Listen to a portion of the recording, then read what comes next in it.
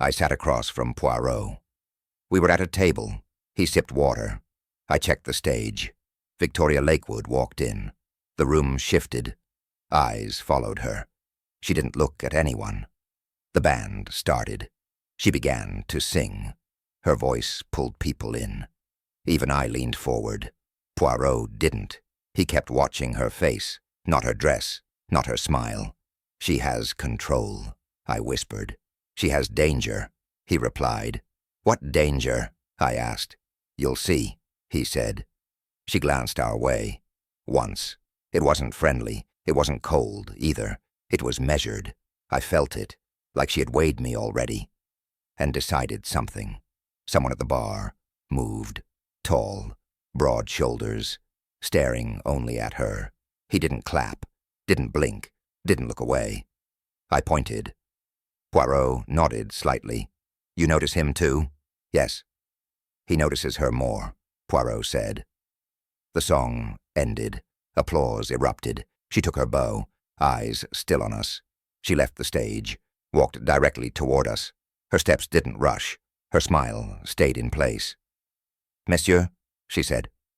"Miss Lakewood," Poirot answered. "You came," she said to him.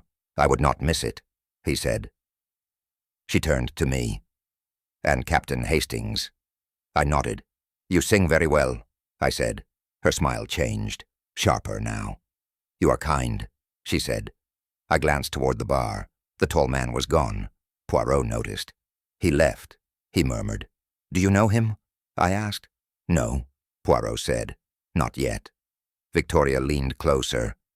"You two look like men who know secrets," she said. Poirot's eyes narrowed. "And you look like a woman who keeps them," he said. Her smile didn't fade. "Some secrets are safer kept," she said. Poirot didn't answer. She straightened. "I must return to the stage," she said. Poirot stood. "Until later," he said. She walked away. I watched her go. She didn't look back. I leaned toward Poirot. "You've met her before?" "No." "But you watch her like you have." Poirot's gaze stayed on her. "She is not what she seems." "What is she then?" I asked. His mustache twitched. "She is not just a singer." The next song ended. She stepped off the stage. Not toward us this time. A man blocked her path. Robert Kilbrain. I knew the face from papers. Wealth, brewing fortune, engaged to a duke's daughter. "Vicky," he said, his tone low, too low. "Not now," she replied.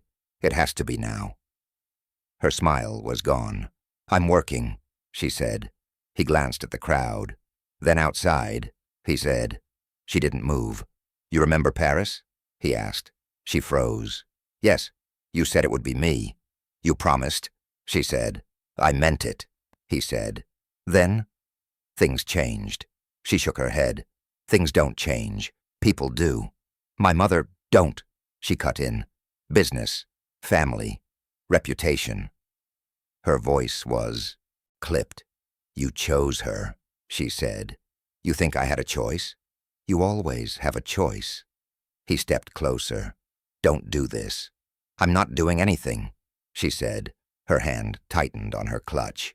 "I loved you," he said. Her eyes didn't soften. "You loved the idea of me." A waiter brushed past. Neither moved aside. "End this," Robert said. "End what?" "This, whatever this is." She leaned in, her words sharp. "You will regret it." She stepped back. He reached for her wrist. She pulled free. "You were a rebellion," she said. "That's all?" he asked. "That's all," she said. His jaw clenched. Her lips curved in a half-smile. It didn't reach her eyes. She turned, walked away, didn't look back. Robert stood there, motionless, face pale, breathing hard. Poirot touched my arm. "Did you hear?" "Every word," I said. "She is dangerous," Poirot said. "And him?" I asked. "More desperate than dangerous," Poirot replied. Robert finally moved, straight to the bar, ordered a drink, didn't touch it. Poirot's eyes stayed on him. "Two people," Poirot said. One secret. I glanced at Victoria. She was on stage again. Her smile looked real. It wasn't. "Tell me what you see," Poirot said. "Two people in love," I said. He shook his head. "Number two people in a trap." The song ended. The applause was loud. She bowed. He didn't clap. Poirot leaned closer. "She plays a game." "With him?" I asked. "With everyone," Poirot said. Robert left the bar. He didn't see us. He didn't see her watching him go. Poirot's voice dropped. "This is not over." The phone rang. Poirot answered. His tone changed. He put the receiver down. "Victoria Lakewood is missing." "When?" I asked. "Last night. Or early morning," he said. "We go," he added. We reached her house. Uniforms at the door. Faces tense. Inspector Hargrave waited inside. "Bad business," he said. "Show me," Poirot replied. The bedroom was open. I stopped at the door. A dress lay on the bed. Blue velvet, torn across the bodice. Bloodstains on the carpet. Not large, but enough. A signet ring on the floor. I recognized it. Kilbrain family crest. Poirot crouched. He didn't touch it. His eyes moved slowly. A handkerchief lay nearby. RK, stitched in blue. "Robert Kilbrain," I said. Poirot didn't answer. Hargrave spoke. "He was outside this morning, trying to get in." "Alone?" Poirot asked. "Yes," Hargrave said. "No good reason to be there." "He say why?" Poirot asked. "Claims he came to talk," Hargrave said. "At 7 in the morning?" Poirot asked. Hargrave smirked. "He's under arrest." "On what grounds?" Poirot asked. "Grounds are all over this room," Hargrave replied. Poirot walked to the dressing table. A mirror, cracked. A photo frame, knocked over. The blood trail stopped near the door. Poirot stared at it. Too still, too focused. "This is a tidy mess," Poirot said. Hargrave frowned. "What's that mean?" Poirot didn't answer. He picked up the frame, the glass, broken deliberately. I looked at him. "You think this is staged?" He didn't reply. Hargrave's voice hardened. "We'll talk at Bow Street, after he's processed." Two officers brought Robert in, hair untidy, face pale. He saw the ring. His jaw tightened. "I didn't—" "Save it," Hargrave said. Robert looked at Poirot. "I didn't do this." His voice shook. Poirot asked one question. "When did you last see her?" "Last night, at the club," Robert said. "She refused to speak to me." Hargrave signaled the constables. They led Robert out. Ivy Thornton stood in the hallway, hands clenched, eyes darting. Poirot stepped close to her. "Did she seem afraid recently?" "Yes," Ivy said quietly. "She thought someone was watching her." Poirot's eyes narrowed. "Did she tell you who?" "No," Ivy said. "She said nothing must reach the papers." Poirot turned back to the room. His voice was low. "Too perfect, Hastings. Too perfect." Robert sat across the table, back straight, jaw tight. Hargrave leaned forward. "Full name, Robert Edward Charles Kilbrain," Robert said. "Occupation, I manage my family's brewery. Relationship with Victoria Lakewood." Robert's eyes flicked sideways. "Social acquaintance," Hargrave smirked. "You've been seen dining with her, driving with her, walking in the park. That's more than acquaintance." Robert's lips tightened. Was a friend." Hargrave tapped the table. "Ring with your family crest found at her home." "Lost it a week ago," Robert said. "Handkerchief with your initials found there." "I carry many," Robert said. "Anyone could take one. Dress torn, blood on the carpet, last seen arguing with her, and you had no alibi from midnight to 6 a.m. Robert looked away. "I was at my flat." "Alone?" Hargrave asked. "Yes." Hargrave nodded slowly. "No witnesses. No proof." Robert's voice hardened. "I didn't hurt her. You had motive." Hargrave said. She was angry about your engagement. Robert's hands clenched. She knew the truth. We could never marry. Poirot spoke for the first time, but you let her believe otherwise. Robert glared. I didn't make promises I couldn't keep. Hargrave cut in. She thought you did. Robert's voice rose. I told her the rules from the start. Poirot leaned forward. You saw her last night? Yes, at the club. She refused to speak to me. Then you went to her house? This morning. I wanted to settle matters. Hargrave's tone sharpened. You expect us to believe that? At 7 in the morning? Robert's jaw flexed. Yes, that's the truth. Hargrave folded his arms. Truth doesn't fit the evidence. Robert's breathing quickened. She was clever, but she could be cruel. He stopped. I still cared for her. He finished. Poirot studied him. Robert avoided his gaze. Poirot's eyes moved to Robert's hands. Clean, no cuts, no swelling, no bruises. Poirot spoke quietly. You didn't fight her. Robert looked up. What? You didn't fight her? Poirot repeated. No marks, no signs of struggle. If you were the attacker, you would have them. Hargrave frowned. You suggesting someone else did it? Poirot's voice was steady. I'm suggesting, he said. Someone else did. Ivy sat across from Poirot, hands in her lap, eyes lowered. You were at the house this morning, Poirot said. Yes, she replied quietly. Why? We had a fitting at 10. You found the scene? Yes. Her voice caught on the word. Poirot leaned forward. You know her well. Ivy nodded. 5 years, maybe more. She trusted you? Yes. Then you know more than you're saying. Ivy's head came up. I've told you what I saw. Poirot didn't blink. You're holding something back. I'm not, she said quickly. You are, he said. You speak too carefully. Her eyes shifted. He caught it. What is it, mademoiselle? Ivy exhaled. There was someone at the club last night. Who? A man. She noticed him too. Poirot waited. Name? I only know what she told me once. Tom Maddox. Hastings spoke. You know him? No, Ivy said. But she did. From before.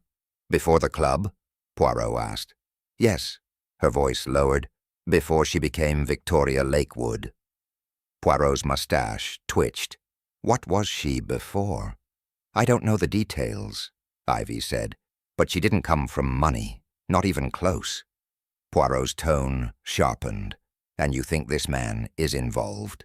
I think she noticed him. That's enough. Did she tell you anything else? Ivy's fingers tightened on her skirt. She said she was making plans. What kind of plans? She didn't say. Poirot tilted his head. But you have an idea. Ivy hesitated. She wasn't afraid. Hastings frowned. She should have been. Ivy's eyes met Poirot's. She wasn't afraid, Monsieur Poirot. She was focused, like she was waiting for something. Poirot tapped the table. And Robert? She was done with him, Ivy said flatly. She said he would learn his lesson. Lesson? Poirot repeated. Yes. That's an interesting word, he said. Ivy's voice softened. She told me once. No one humiliates her twice. Poirot leaned back. You think she staged this? I don't know what to think, Ivy said. You do, Poirot replied. You just don't want to say it. Ivy's lips pressed together. Her voice dropped to a whisper. This wasn't an attack. Poirot's eyes locked on hers. Then what was it? She swallowed. A message. Poirot found him first. Corner seat, glass half full. Mr. Maddox? Poirot asked. The man looked up. Do I know you? No, Poirot said. But you know Victoria Lakewood. The man's eyes narrowed. I used to. Hastings spoke. You were at the club last night. I was, Maddox said. Why? Poirot asked. To see her. You didn't speak to her. No, Maddox said. Not my place anymore. Poirot tilted his head. You knew her before she was famous. Yes. Who was she then? Maddox stared at his drink. Ginny Lake. Hastings glanced at Poirot. From where? Bethnal Green, Maddox said. What was she like? Poirot asked. Sharp, Maddox said.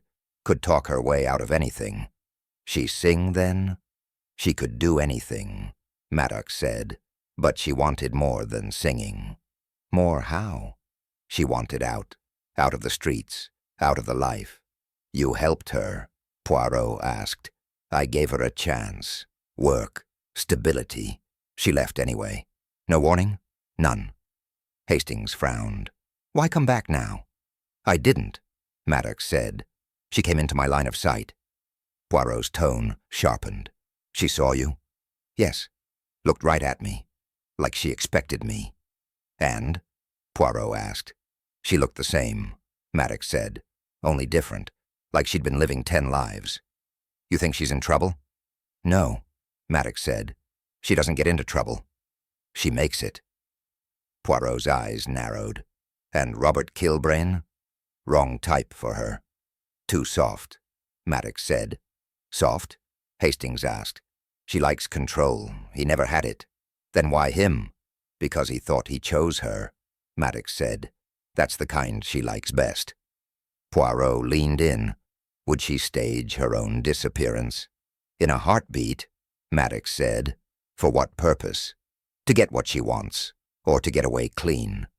Hastings asked. Clean from what? Maddox shrugged. Whatever she'd taken. Poirot was silent for a moment. You still care for her? Maddox's jaw tightened. That's not the point. What is? Poirot asked. The point is, she leaves when she's ready. Always. You think this is one of those times? Hastings asked. Maddox didn't blink. If she's gone, he said. She wanted it that way. Miles Fenwick spotted us first. Notebook in hand. Smile ready. Poirot, Hastings. Just the men I wanted.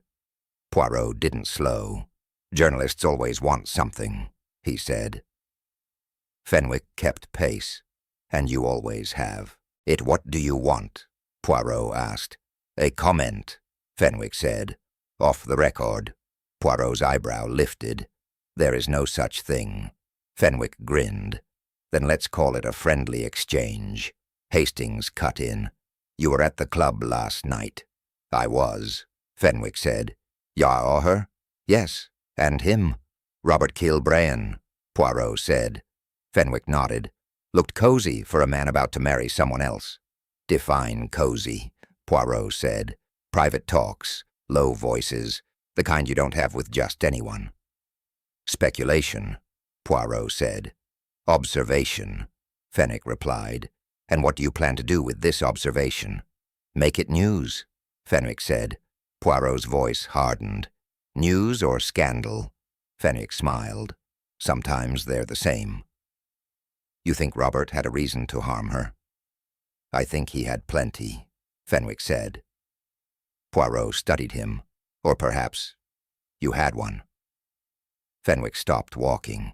Me? You follow stories until they bleed, Poirot said. And this one bleeds already. Fenwick chuckled.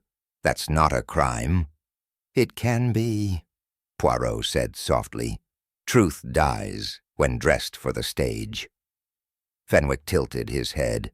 You're suggesting I'm part of the performance? I'm suggesting you enjoy it too much, Poirot replied. Hastings folded his arms. You've been sniffing around Robert's engagement for weeks. Fenwick shrugged. It sells. Rich man, club singer, jealous fiancé, missing woman. People will pay to read it. Poirot asked, And you? What do you pay? Information, Fenwick said, to those who give it. Poirot's tone was sharp. What do you know that we don't? Fenwick tapped his notebook. That depends on what you'll give me in return. Poirot smiled faintly. I give nothing until I have everything. Fenwick's eyes narrowed. Then I guess you'll read it like everyone else. Poirot stepped closer. Careful, Monsieur Fenwick. You may find yourself in your own headline. Fenwick laughed. If that's what it takes to move copies, so be it. Hastings frowned. You're playing with people's lives. Fenwick's grin widened. And you're playing detective. We all have our parts. Poirot's voice was almost a whisper. Some parts end badly. Fenwick didn't flinch. This one, he said, will make tomorrow's front page. Lady Genevieve sat stiffly, gloves perfect, eyes cold. Poirot took the seat opposite. Madame, he said. I prefer lady, she corrected. As you wish, Poirot replied. I am here about Victoria Lakewood. Her jaw tightened. I've already spoken to the police. Yes, Poirot said, but you have not spoken to me. I have nothing to add. Poirot's voice was calm. On the contrary, you have much. Her lips pressed together. What do you think I know? You know why she spoke to Robert, Poirot said. She wanted to provoke you. A flash in her eyes. She succeeded. How? Poirot asked. She made a show of it. Letters, flowers, glances, when I was present. She embarrassed you? She mocked me, Genevieve said. Poirot opened his pocket, produced a card. Your calling card, found in her dressing room. She looked at it. That was stolen. From you. From Robert, she said. He was delivering a gift for me. She took it. Why? Poirot asked. To remind me. She could. Hastings spoke. You disliked her. Genevieve looked at him. I despised her. Despise is a strong word, Poirot said. It is the right word, she replied. Poirot's eyes narrowed. Did you ever threaten her? No, she said sharply. I do not waste words on women like her. But you wasted thought, Poirot said quietly. Her mouth tightened. I don't deny it. You believe she wanted Robert, Poirot said. She didn't just want him, Genevieve said. She wanted to destroy me in the process. Why? Poirot asked. Because I existed, Genevieve said. Poirot tapped the card. This is more than rivalry. This is war. Her gaze didn't move from him. She made it war. Did you see her the night she disappeared? Poirot asked. No, Genevieve said. But I heard what she said to Robert. You had someone watching?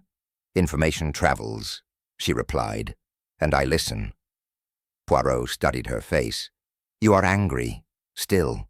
I am, she said without hesitation. And if she is alive? Genevieve's eyes narrowed further. Then she will not stay that way, for long. Hastings shifted in his seat. Are you saying? Genevieve cut him off. I'm saying I wanted her gone. Lady Edith received Poirot alone. No servants, no Robert. She gestured to a chair. Poirot sat. Hastings stayed standing. My son is not a killer, she said. Poirot nodded once. He is under great suspicion, he replied. He was foolish, she said, but not violent. He is too trusting. Poirot's eyes stayed on her. Trusting of Victoria Lakewood? Yes, she said. She saw it in him. Used it. Used it? How? Poirot asked. Attention, flattery, promises. She never intended to keep. And you know this? Poirot said. I know my son, she replied. Poirot folded his hands. Robert says he loved her. He may believe that, Lady Edith said, but he loved an image, a story. She told him. Why speak to me privately? Poirot asked. Because the police will not listen, she said. They have their villain already. Poirot leaned forward. You think there is another? I think she played a game. Far, larger than they see, she said, and Robert was only a piece on her board. Board games have more than one piece, Poirot said quietly. Lady Edith nodded. Yes, which means there are others she moved into place, and they may not know it. Do you? Poirot asked. Number, but I know her type, Lady Edith said. Poirot tilted his head. You have met women like her before? Yes, Lady Edith said. They appear from nowhere. They are always charming, and they leave destruction when they vanish. Vanishing is a skill, Poirot said. So is reappearing when it suits them. Lady Edith's tone hardened. Find the truth, Monsieur Poirot. If Robert must face shame, let it be for his own mistakes, not hers. You think she planned this from the start? Poirot asked. I think she never did anything without a plan, Lady Edith said. Poirot's eyes narrowed slightly. And you think Robert was her only aim? Lady Edith hesitated. I want to believe that. But you don't, Poirot said. Her lips pressed together. She wanted the title. She wanted the money. But there was something else. I could see it in her eyes. Poirot tapped a finger on the arm of the chair. She had 2 targets, he said slowly. Lady Edith looked at him sharply. 2? Yes, Poirot said. Your son, and someone else entirely. The house was quiet. Poirot walked straight upstairs. I followed. He opened drawers one by one, not hurried, not distracted. Look for something personal, he said. Letters? I asked. Yes, the kind not meant to be found. The wardrobe was full of dresses, the vanity full of cosmetics, nothing that told a story. Poirot tapped the bottom of a desk drawer. It didn't sound right. He pulled it out. A false panel lifted. A small bundle was inside. He untied the string. Several envelopes, all addressed the same way. Ginny Lake, Poirot read aloud. Not Victoria? I asked. Her true name, Poirot said. He opened one. The paper was worn, ink faded. He read in a low voice. Ginny, the offer still stands. If you need a way out, I can get you one. No questions. Just say the word. Signed? I asked. Only T, Poirot said. He turned the envelope over. A half-torn seal remained. Whitechapel Public Works, Poirot read. Whitechapel? I asked. Yes, Poirot said. Not a District 1 connects with society singers. Who's T? I asked.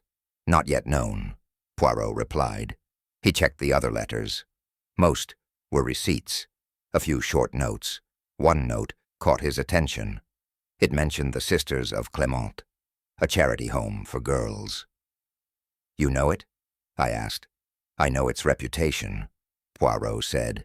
They take in the lost. They give them work. And she was there. She was, Poirot said, until someone decided she could be more. He slid the letters back into the bundle. These are not the possessions of a woman born into comfort. You think she lied about her past? I asked. I think she erased it, Poirot replied. I leaned closer. And you think this is important? Poirot's eyes narrowed. This is not just important, Hastings. This is the beginning. The beginning of what? I asked. The game she's been playing all along, Poirot said. He tapped the envelope marked with the Whitechapel seal. This is where she began. Poirot checked the dressing room. He tapped the wall mirror. It clicked. A panel slid open. Inside was a small box, velvet lining. He lifted it out, set it on the table, opened it carefully. On top were letters. Underneath, a small ledger. Beneath that, a jewelry case. He opened the case first. The necklace caught the light. Deep red stones. Perfect cut. Real? I asked. Yes, Poirot said. Very real. He set it down, opened the ledger. No names at first glance. Only initials, dates, amounts, large amounts, transfers between banks, some abroad. This is not her singing income, Poirot said. Then what is it? I asked. Payments, Poirot said. For what? For something worth keeping hidden, he replied. He turned more pages. Some accounts closed quickly. Others stayed active for years. All false names, Poirot said. How can you tell? They match no registry, he said. One entry was circled, the date, last week. The amount, enormous. And where did it go? I asked. Poirot tapped the page. An offshore bank, under a name she does not own. Then she's hiding money. She is moving it, Poirot corrected. I looked at the necklace again. That's worth a fortune on its own. Yes, Poirot said, but jewels can be traced. Money is easier. You think she took it from someone? Poirot glanced at me. She took it from many someones.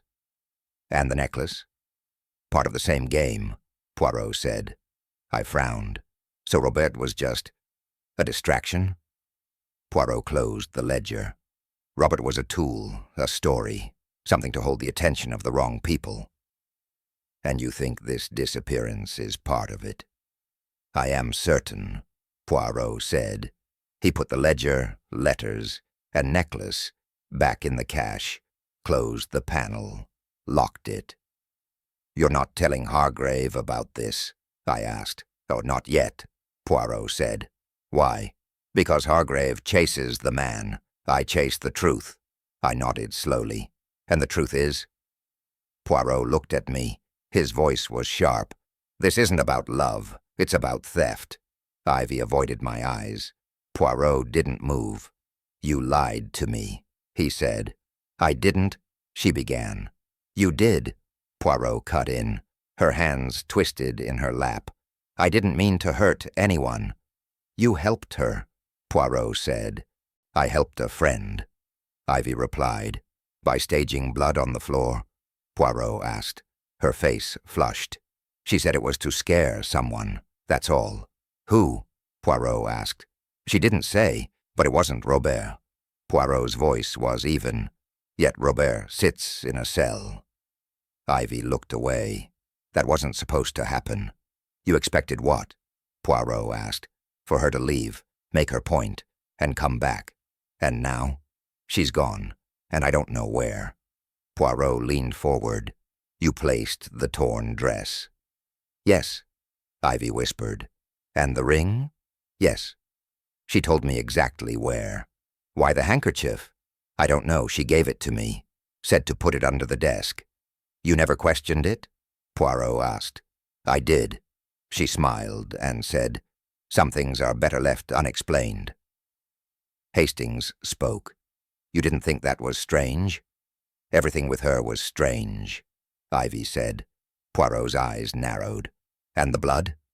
From a bottle, not hers. She planned everything, Poirot said.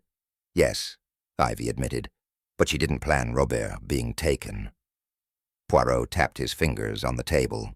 She wanted the police to suspect someone else first. Ivy hesitated. Maybe. Who? Poirot asked. I don't know, she never said the name, only that it would make sense when the time came. Poirot's voice sharpened. And now? You realize you were used. Ivy nodded slowly. I thought she trusted me, but I was just useful. You still care for her? Poirot asked. Ivy looked down. Yes, that's the worst part. Poirot let the silence sit. Hastings shifted his weight. Ivy finally spoke again. She had a backup, Ivy said quietly. A way to get out of anything, if it went wrong. Poirot leaned in. What kind of backup? Ivy's hands tightened together. She called it her insurance, said no one could touch her if they knew she had it. And where is this insurance now? Poirot asked. Her voice dropped to almost nothing. Behind the mirror. The Duchess of Suffolk received us in her study. Formal, guarded. Poirot placed the case on the desk. Opened it, slowly. The ruby necklace gleamed. The Duchess leaned forward. That is mine. You are certain? Poirot asked. Without question. When did you last see it? A week ago, she said. In my safe. The clasp is unique. Hastings asked, and when did you notice it gone? 2 days ago, the morning after the charity ball. Poirot nodded. You reported the theft? Yes. Quietly. I did not want it in the papers. Poirot glanced at the clasp. This design. You have had it long? My father gave it to my mother, the Duchess said. It has been in the family 50 years. Poirot turned the necklace slightly. Did you know Victoria Lakewood? The Duchess hesitated. I met her twice, once at the ball, once at a private luncheon. And at the ball? Poirot asked.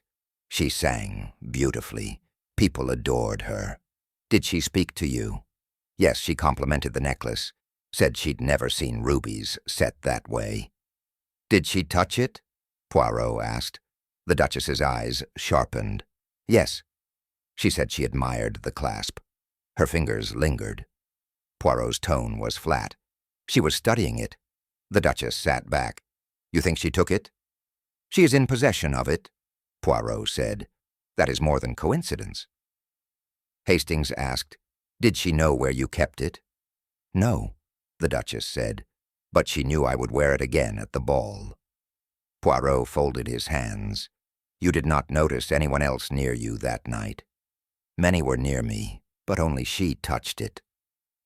Poirot closed the case. Then the theft happened with preparation, not impulse. The Duchess frowned. Why would she risk it? She was already in the spotlight. Poirot looked at her. For some, the spotlight is a shield. You mean no one would suspect her? The Duchess said. Exactly, Poirot replied. Hastings asked, And now? Now, Poirot said. She vanishes before the suspicion catches her. The Duchess's voice softened. You think she's gone for good? Poirot's eyes narrowed. She knew this was her last night in London. They came because Poirot insisted. Robert, Lady Genevieve, Ivy, Fenwick, Inspector Hargrave, all in Victoria's front room. No smiles, no patience. Poirot stood in the center. Thank you for coming, he said. I will not waste your time. Robert's voice was tight. Where is she? Alive, Poirot said. Murmurs filled the room. Genevieve folded her arms. You can't know that. I do, Poirot said, because I know why she left. Hargrave's voice cut in. She's missing. That's all we know. Poirot shook his head. She staged this. Every drop of blood, every torn thread, every planted clue. Robert stared. You're saying she planned to disappear? Yes, Poirot replied, and to make certain someone paid for it. Me, Robert said. Poirot nodded. You were the easiest choice. Genevieve stepped forward. She wanted me humiliated, not him. She wanted both, Poirot said. She knew your pride. She knew his weakness. She played you against each other. Fenwick smirked. And where do I fit? Poirot looked at him. You were her messenger, willing or not. You spread what she wanted, spread. Hargrave's tone hardened. And the necklace? Stolen from the Duchess of Suffolk, Poirot said. Taken the night of the charity ball, in her possession until the night she vanished. Robert's voice broke. She used me. Yes, Poirot said. She used everyone in this room. Genevieve's glare was sharp. She will regret it. Poirot stepped closer. No, Lady Genevieve. She will profit from it. That was the plan. Ivy's voice was small. I helped her. But I didn't know this part. Poirot turned to her. You were the architect of the scene. You placed what she told you to place. I thought it was harmless, Ivy whispered. It was never harmless, Poirot said. Hargrave demanded, Why go to all this trouble? Poirot's tone was cold. For revenge, for money, for freedom. She collected debts from her past. She tied them to her present. And then she vanished before anyone could tie them back to her. Fenwick leaned forward. So she wins? Not yet, Poirot said, because I will find her before she finishes the game. Robert shook his head. She could be anywhere. Poirot's voice was sharp. She isn't anywhere. She is somewhere very specific, and she expects no one to look there. Genevieve laughed bitterly. Then you'd better hurry, Poirot. Poirot's gaze swept the room. I intend to, because... He paused. Everyone watched him. She's still alive. Everyone stayed in their seats. Poirot stood. His hands rested lightly on the back of a chair. It began, he said, long before any of you met Victoria Lakewood. Robert frowned. She wasn't even using that name. No, Poirot said. She was Ginny Lake in Whitechapel, a clever girl with debts to settle and a taste for dangerous company. Genevieve spoke sharply. You make her sound like a criminal. Poirot met her eyes. She became one, by choice. Hargrave shifted in his chair. Get to the point. She met you all for specific reasons, Poirot continued. To each of you, she showed a different version of herself. To Robert, the damsel. To Lady Genevieve, the rival. To Fenwick, the source of scandal. To Ivy, the trusted friend. Ivy's voice cracked. I thought she cared. She cared, Poirot said, but only for what you could do for her. He paced slowly. The necklace was not chance. She studied the Duchess at the ball. The clasp was unusual. She could open it with one hand. She stole it that night, wore a copy to keep suspicion away, then switched back before vanishing. Genevieve's glare deepened. And the staged scene? A masterstroke, Poirot said. Robert's ring, your calling card, the blood. Each pointed to a different suspect. Enough confusion for her to disappear before anyone agreed on the story. Fenwick leaned forward. And the money in that ledger? Payments, Poirot said. Blackmail, theft, favors from people who couldn't afford the truth getting out. Robert's face was pale.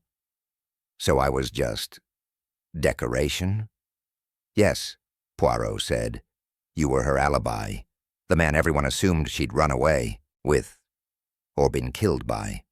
Either way, attention stayed on you. Hargrave asked, Where is she now? Poirot smiled slightly. That, Inspector, is the question, but her letters tell me she has returned to the place she began. Not to hide, but to collect one last debt. Genevieve scoffed. You think she'll come back here? She will not need to, Poirot said. She will make one call, she will move one piece, and she will be gone again before anyone realizes she was here. Robert looked at the floor. She outplayed all of us. No, Poirot said. She has not finished the game, which means she can still lose. Silence filled the room. No one moved.